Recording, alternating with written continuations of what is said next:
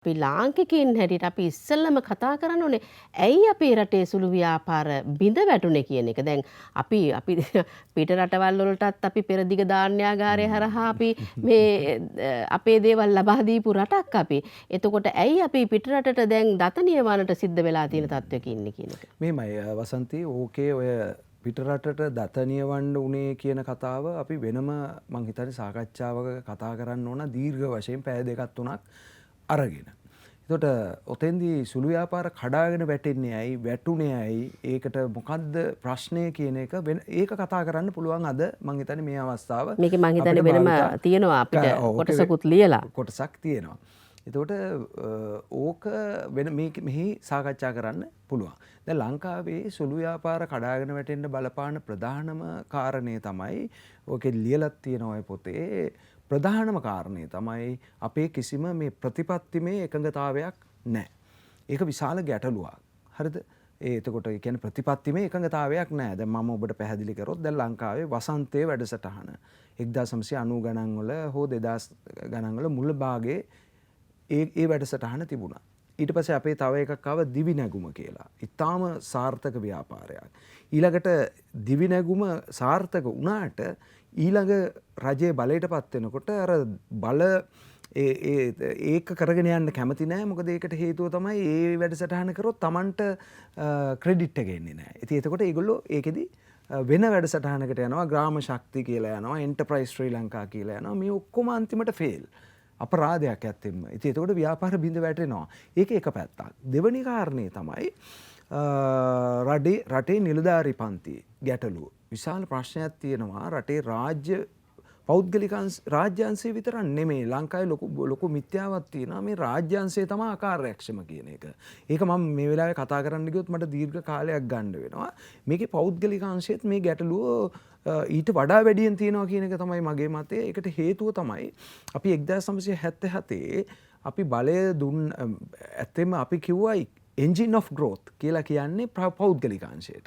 දැනට අවුරුදු 40 ගානක් විතර වෙනවා අපි රට ඕපන් කරලා නැත්නම් විවෘත කරලා. ඒතකොට පෞද්ගලික අංශයට මගේ පෞද්ගලික මතය නම් ඒගොල්ලන්ට දීපු පාර හරියට පාවිච්චි කරන්න බැරුව ගියා රට ඉස්සරහට ගෙන යාම සඳහා. අපි උතනින් ඒක කතා නොකර ඉමු. එතකොට මම කියන්න හැදුවේ එතකොට ඕනම රටක ව්‍යාපාර බිඳ වැටීම සාමාන්‍ය දෙයක්.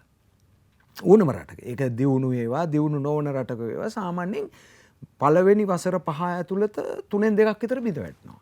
ඒක ලෝකෙම හැටි. එතන නෙමෙයි මෙතන ප්‍රශ්නේ තියෙන්නේ. දැන් 3න් 2කට වඩා වැඩි ප්‍රමාණයක් බිඳ වැටිලා වැටෙමින් පවතිනවා. එතකොට ඒකට බලපාන ඔන්න ඔය වගේ ප්‍රතිපත්තිවල ගැටලු රටේ ආර්ථිකමය ගැටලු සහ අපේ පරිසරයේ ව්‍යාපාර පරිසරයේ තියෙන ගැටලු සහ නිලධාරි පන්තියේ තියෙන ගැටලු. මොකද මම හොඳටම දන්න දෙයක් තමයි ඔබ ව්‍යාපාරයක් ආරම්භ කරන්න ඔබ කිසියම් ආයතනයකට ගියොත් ඔබ ඇප්ලිකේෂන් එකක් අරගෙන ඔබගේ ව්‍යාපාරය වහන්නේ කොහොමද කියලා තමයි ඒ කියන්නේ අරින්න නෙමෙයි වහන්නේ කොහොමද කියලා තමයි බලන්නේ. මම ඔබට හොඳ උදාහරණයක් මම කියන්න.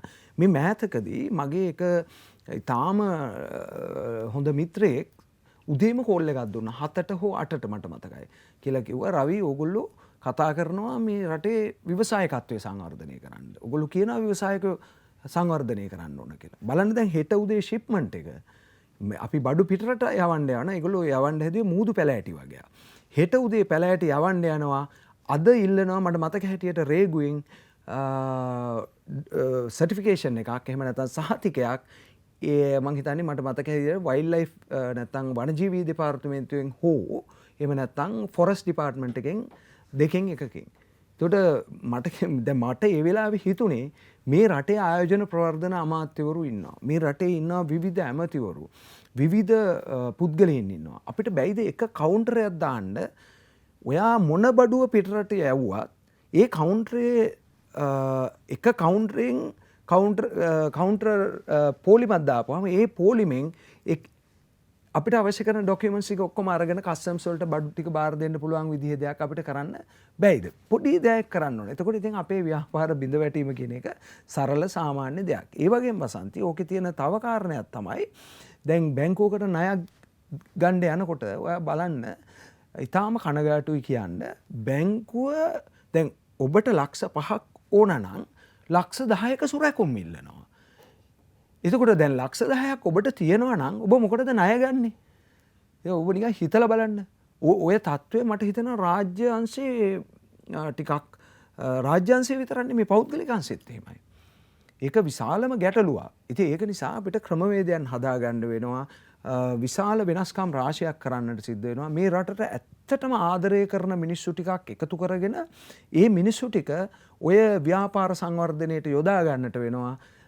මට පෞද්ගලිකව හිතන විදිහට අපේ ව්‍යාපාර බිඳ වැටීම නවත්ත ගන්න නම්